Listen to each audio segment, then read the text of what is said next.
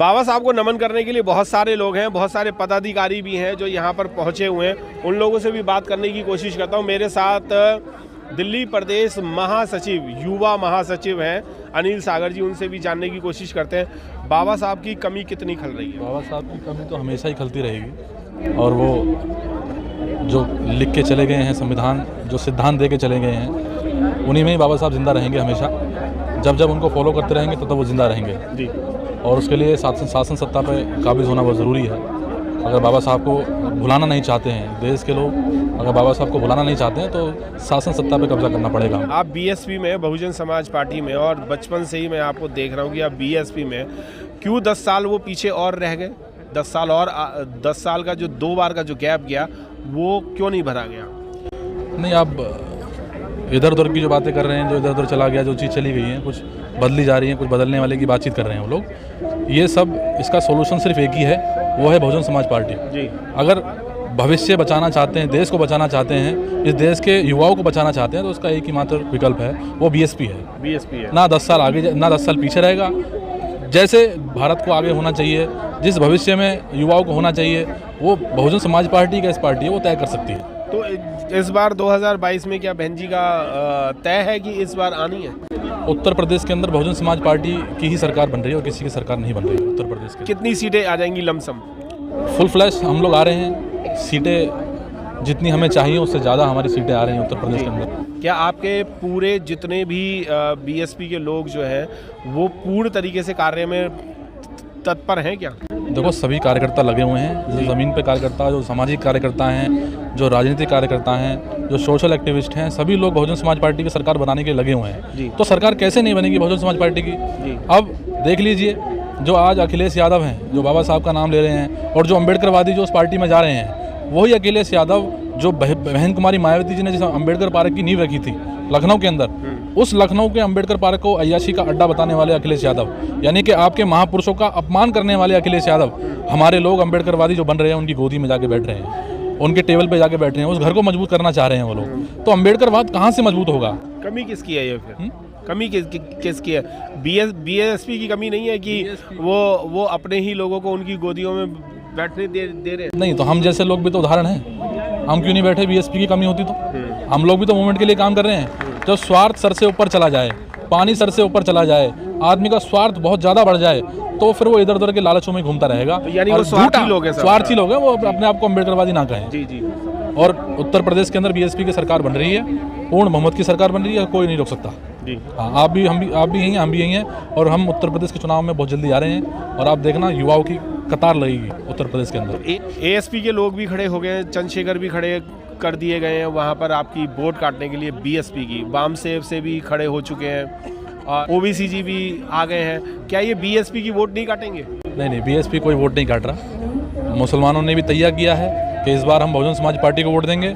BSP, अगर भाजपा को कोई पार्टी हरा सकती है उत्तर प्रदेश के अंदर, वो बहुजन समाज पार्टी है। और मुस्लिम वो भाजपा को हराने के लिए वोट करेगा, तो इसलिए वो सपा को वोट नहीं करेगा, वो लोग हम लोगों को वोट करेंगे, बहुजन समाज पार्टी को, क्योंकि बहुजन समाज पार्टी ही इस उत्तर प्रदेश के अंदर जीत रही है। क्योंकि जो बहुजन समाज पार्टी ने उत्तर प्रदेश में अपने शासनकाल में जो कार्य किए हैं, उन कार्यों से बहन जी, और शासन जो रहा बहन जी का, कानून से कानून का राज जो बहन जी का रहा उत्तर प्रदेश के अंदर 7 से 12 की सरकार में, वो दोबारा से सरकार हमारी रिपीट कर रही है। उस शासन को जो है वहाँ के लोग, जो उत्तर प्रदेश के जो जनमानस हैं, वो याद कर रहे हैं। ओवैसी आ जाएं, या प्रधानमंत्री खुद मैदान में आ जाएं, या उनके मंत्री मैदान में आ जाएं, कोई भी ताकत आ जाए उत्तर प्रदेश के अंदर, जमीन पे कोई भी ताकत आ जाए, वो फेल होती नजर आ रही है। अच्छा, मुझे एक चीज़ और बताइए, ओबीसी हो गए, चंद्रशेखर हो गए,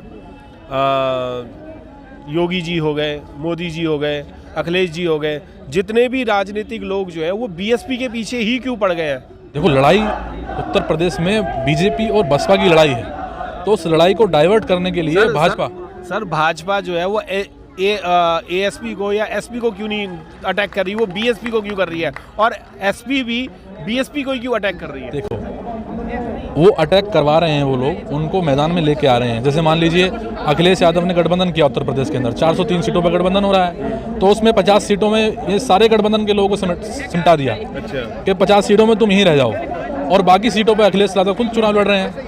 और वो उन लोगों को मैदान में उतार रहे हैं जो लोग हमारे जो बसपा के लोग थे या इस विचारधारा के लोग थे, जिनको कोई एक्सेप्ट कर ही नहीं रहा, जो अम्बेडकरवादी बनते हैं, अम्बेडकरवाद का नारा लेके बहुजन समाज के लोगों को गुमराह कर रहे हैं उत्तर प्रदेश के अंदर, जो उनका झंडा लेके, बाबा साहब का झंडा लेके जो उत्तर प्रदेश में चल रहे हैं, वो सब फेल हो चुके हैं। वो बीजेपी की और जो बसपा की जो लड़ाई है उसको कमज़ोर करने के लिए भाजपा खुद उन लोगों को मैदान में उतार रही है। इसलिए ये स्पष्ट हो जाता है कि मैदान में अगर दो ही मैदान बीएसपी और बीजेपी की लड़ाई है और उत्तर प्रदेश में किसी की लड़ाई नहीं है, और उत्तर प्रदेश में बहुजन समाज पार्टी की सरकार बन रही है और किसी की सरकार बनी नहीं। आप बीएसपी की सरकार बना रहे हैं, अगर बाबा साहब और 10-20 साल जी जाते तो शायद इतनी मेहनत नहीं करनी पड़ती। नहीं, मेहनत तो नहीं करनी पड़ती। देश के अंदर हम लोग होते, उत्तर प्रदेश ही नहीं पूरे देश के अंदर होते, सभी प्रदेशों के अंदर और हम लोग होते। अगर बाबा साहब होते, माननीय कांशीराम साहब कुछ समय के लिए और जी जाते तो हम लोग पूरे देश के अंदर सत्ता पे हम लोग काबिज होते। बिल्कुल, सत्ता पे काबिज होते। दो महापुरुष अगर थोड़े दिन और ठहर जाते तो इस देश का प्रधानमंत्री हमारा ही होता। क्या कमी खल रही है बाबा साहब? बाबा साहब उस समय पे पैदा हुए जब हमारा समाज हजारों साल की गुलामी झेल रहा था, और उस गुलामी के कारण हमारा समाज जागृत नहीं था, और जो भी लोग थे पर वो तन मन से उनके पूरे सहयोग था, जो यहाँ तक आज हम देख रहे हैं, जो बौद्ध धर्म जो देख रहे हैं या जागृति देख रहे हैं बाबा साहब की, वो उन्हीं की बदौलत है। जो अनपढ़ थे, गंवार थे, जिन्हें कहा जा रहा है, भूखे थे, नंगे थे, पर ईमानदारी से काम करते थे। आज जो लोग हैं ईमानदारी से काम नहीं करते हैं। आज उनके पेट में खाना भरा हुआ है, जेबों में नोट भरे हैं, बड़ी बड़ी गाड़ियां हैं, पर वो पदों में बिकते हैं, लालच में बिकते हैं। किसी भी पार्टी में जाते हैं, ये नहीं कि हमारे समाज में जो गरीब लोग हैं वो बिक रहे हैं, जो बड़ी बड़ी पोस्टों पे बैठे हैं ना, वो दलाली करते हैं। इसलिए हम आज तक पिछड़े रहे हैं। अगर वो हमारे सही से काम करने वाले होते ना, हम पिछड़ते नहीं, ईमानदारी से काम करते।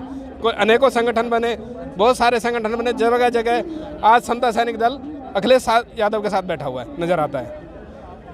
बौद्ध महासभा है, वो समाज के जो बौद्ध धर्म के संस्थान है उनको बेच के अपना दाल रोटी चला रही है। कोई मंत्री बन जाता है समता सैनिक दल से, कोई किसी कांग्रेस में चला जाता है, कोई बीजेपी में चला जाता है, बस अपनी दाल रोटी सेक रहे हैं, कोई समाज से उन्हें कुछ लेना देना नहीं है। बिल्कुल, बाबा साहब का जो नीति थी उनकी नीति थी अच्छे काम कराने की, और ये काम अच्छे नहीं हो रहे हैं। नोएडा के प्रेरणा स्थल में हूँ और बाबा साहब को नमन करने के लिए बहुत सारे लोग आए हुए हैं। उन लोगों से भी जानने की कोशिश करते हैं। सर, कितना मिस कर रहे हैं आप बाबा साहब? बाबा साहब को बहुत मिस कर रहे हैं। आज अगर वो होते तो हमारा देश बहुत आगे होता। देश के लिए तो वो बहुत कुछ दे के गए थे। क्या लगता है कि बाबा साहब ही होते तभी हो पाता?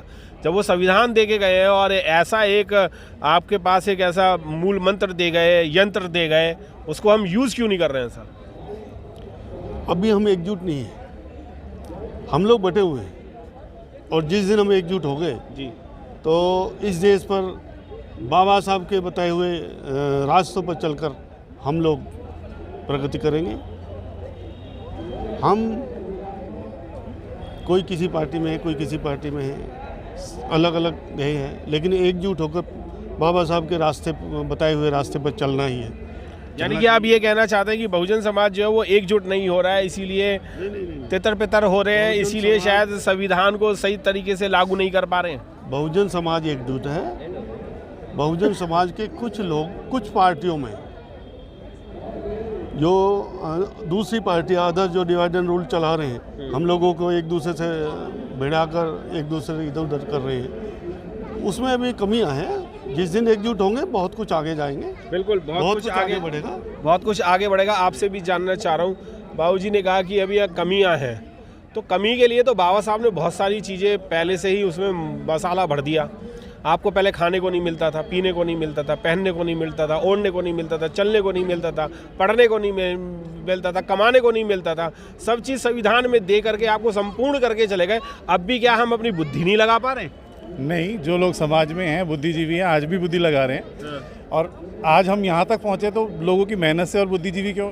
ये लंबा सफ़र है, अभी और लंबा तय करना है। अभी कुछ समय और जाएगा, फिर देखिएगा कि सब कुछ हमारे ही हाथ में होगा। पहले भी सत्ता हमारे हाथ में यूपी में आई है, हो सकता है कि अगले आने वाले समय 5 से 10 साल में पूरे देश की सत्ता भी हमारे हाथ में है। बिल्कुल, पूरे देश की सत्ता आएगी। राजकुमार जी, क्या लगता है समय कितना चाहिए?